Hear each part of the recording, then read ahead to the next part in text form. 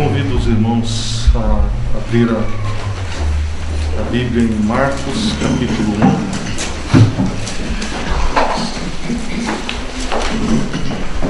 No Evangelho de Marcos, capítulo 1.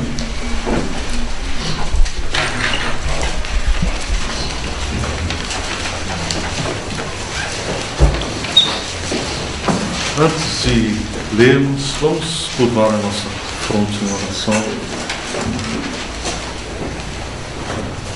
Nós te damos graças, Senhor, porque Tu estás aqui. Reconhecemos a Tua presença e confessamos a nossa necessidade de ouvir a Tua palavra.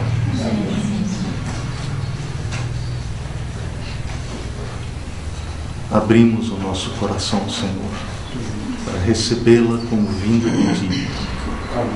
E suplicamos que o Senhor nos vivifique mediante a Tua palavra. E suplicamos no nome de Jesus. Amém. Na semana passada, o irmão Ricardo nos trouxe uma palavra sobre os 10 leprosos. E hoje nós vamos ler a respeito de um leproso também. Marcos 1, versículo 40.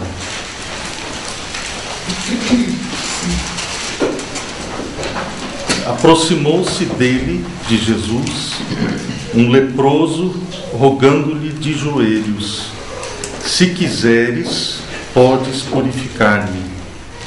Jesus, profundamente compadecido, estendeu a mão, tocou-o e disse-lhe: quero, fica limpo. No mesmo instante lhe desapareceu a lepra e ficou limpo. Nós aprendemos várias coisas preciosas nesse texto. A primeira palavra que aproximou-se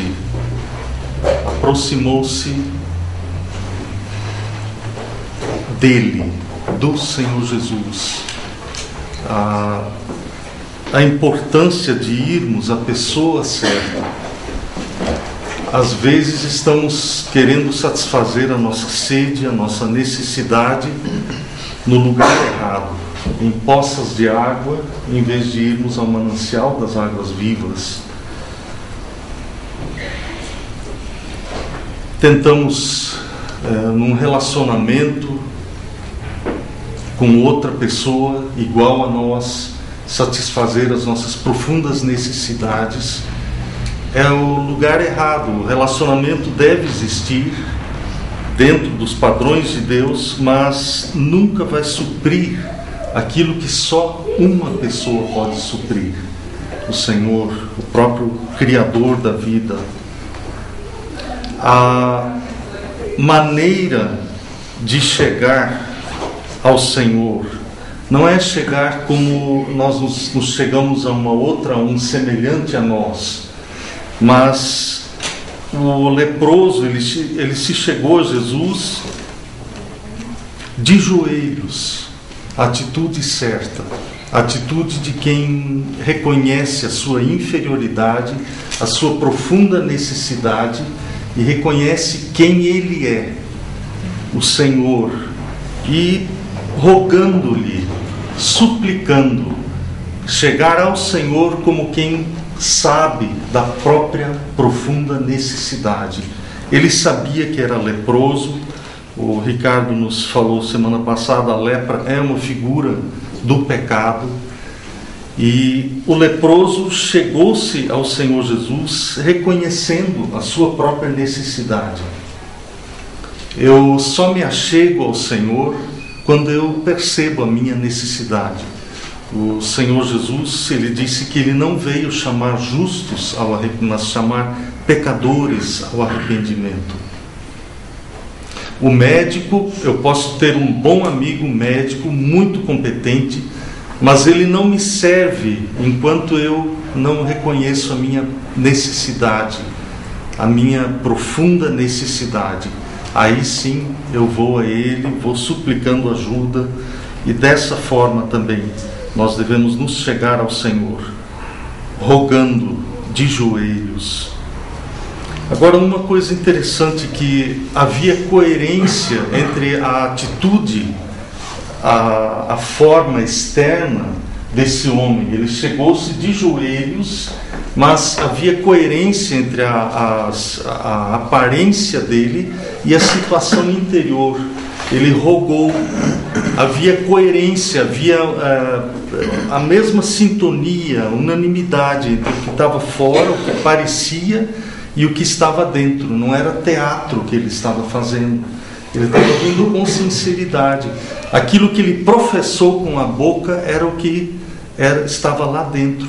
A posição física dele condizia com a situação interior. Ele estava humilhado dentro do coração. E dessa forma é que eu devo me achegar ao Senhor Jesus. E me impressiona que a palavra, o Espírito de Deus, ele não só diz que o Senhor Jesus, compadecido, tratou com esse homem, mas profundamente compadecido. De dentro, veio do Senhor Jesus, de dentro, a compaixão por aquele homem, procurando misericórdia.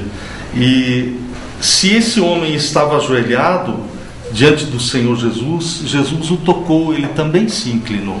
O Senhor se inclinou com misericórdia para aquele que clamou misericórdia, por misericórdia. E Jesus, o leproso, ele era imundo. Tanto nós podemos ver nas várias palavras que são usadas aqui, no verso 40, o leproso fala sobre purificar-me. Jesus fala, quero, fica limpo. E o verso 42 diz que ele ficou limpo. A lepra é impureza. Ela simboliza o pecado, a nossa impureza. Mas o Senhor Jesus não tem medo de tocar a nossa impureza e nos purificar dela. Não há pecado nele. Satanás nada encontrou no Senhor Jesus. Ele podia tocar o leproso. Isso era impossível para qualquer outra pessoa fazer, mas não para ele. O pecado não luta com o Senhor Jesus. Onde ele entra, onde ele atua, o pecado sai, some. Para isto se manifestou o Filho de Deus, para destruir as obras de Satanás, do diabo. Eu gostaria que vocês abrissem a Bíblia em Tiago, capítulo 4, que nos fala de algo que que se aplica à nossa vida. Assim como o leproso se aproximou do Senhor Jesus, nós temos uma exortação em Tiago, capítulo 4,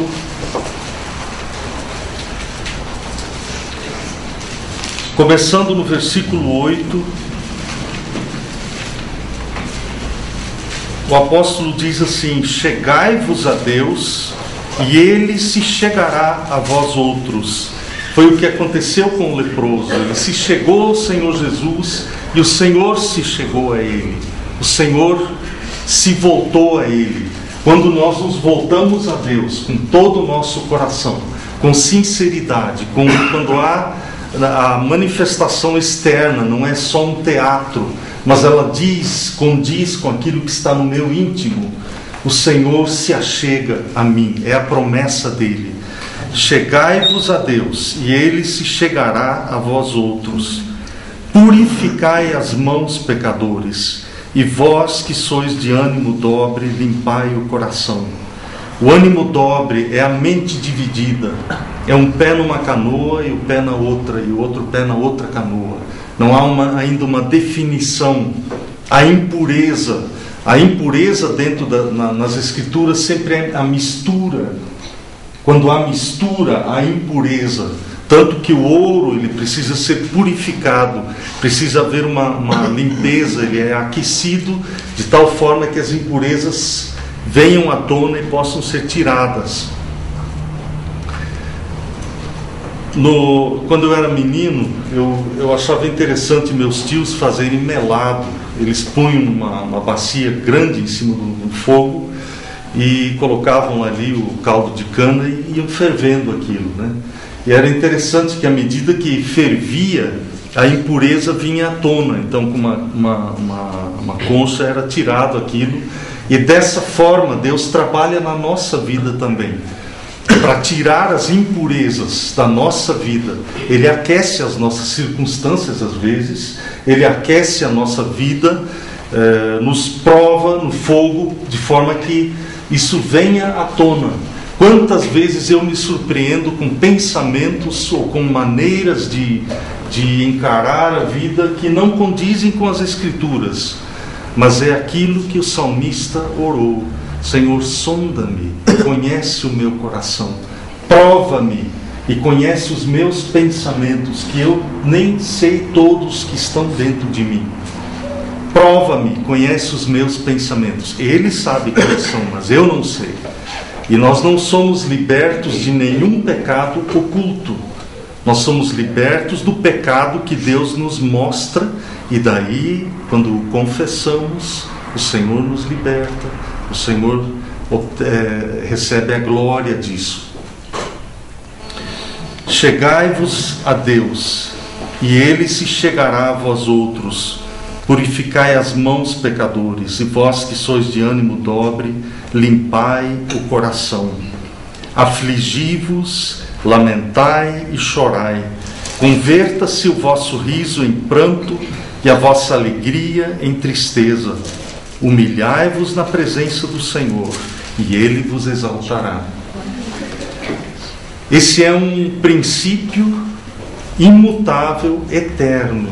O Senhor Jesus repetiu várias vezes isso: aquele que se exalta será humilhado, mas o que se humilha será exaltado. E essa humilhação é diante de Deus. Não é uma humilhação teatro, uma humilhação aparente. Deus conhece o nosso coração. Esse achegar-se a Deus, quando é sincero, ele é atendido por Deus. A humilhação diante de Deus, quando eu justifico a Deus, essa expressão aparece nas Escrituras, de justificar a Deus. Os fariseus, eles se consideravam justos e rejeitaram o batismo de João. O batismo de João era o batismo de arrependimento, eles rejeitaram. Mas a palavra diz que outros se voltaram a Deus e aceitaram o batismo de João, reconhecendo e confessando os próprios pecados, e com isso justificaram a Deus, deram razão a Deus. Eu sou pecador, eu reconheço isso diante do Senhor, e eu não me justifico diante de Deus, mas eu justifico a Deus. Eu me condeno. Quando eu me condeno, Ele me justifica. Quando eu me justifico, Ele me condena. Então, se eu quero paz com Deus, se a minha intenção de andar com Deus é séria, eu preciso me humilhar diante dele, constantemente. Não me exaltar, mas me humilhar. Essa palavra é a primeira coisa que o pecador precisa ouvir. É a primeira coisa que, se eu quero começar o relacionamento com Deus, eu preciso me achegar a Ele como pecador. Mas também é uma palavra para os que já conhecem o Senhor. É uma palavra que constantemente nós precisamos. Se eu quero manter a comunhão com Deus, eu preciso me humilhar constantemente diante dele. Mas essa humilhação, à medida que eu me humilho diante do Senhor, Ele me exalta, Ele me conforta, Ele me dá a palavra de alegria. A vida cristã não é uma vida de constante tristeza. Não, ao contrário. Há um momento onde há tristeza, onde há choro, onde há lamento, onde há aflição, onde eu preciso sondar o meu coração para não me afastar do Senhor. Mas isso feito, há alegria. Vem alegria. O Senhor exalta aquele que se humilha. E há uma maneira só de voltar-se ao Senhor. Abra sua Bíblia no Salmo 32. A maneira de voltar ao Senhor, a maneira de purificar as minhas mãos, como o apóstolo Tiago fala, a maneira de purificar o meu coração. Quando eu descubro que há uma mente dividida, que eu estou, por assim dizer, em cima do muro, eu estou andando com o Senhor, mas não integralmente, não de todo o meu coração. O que é que eu preciso fazer? Eu preciso confessar. Salmo 32, começando no verso 1.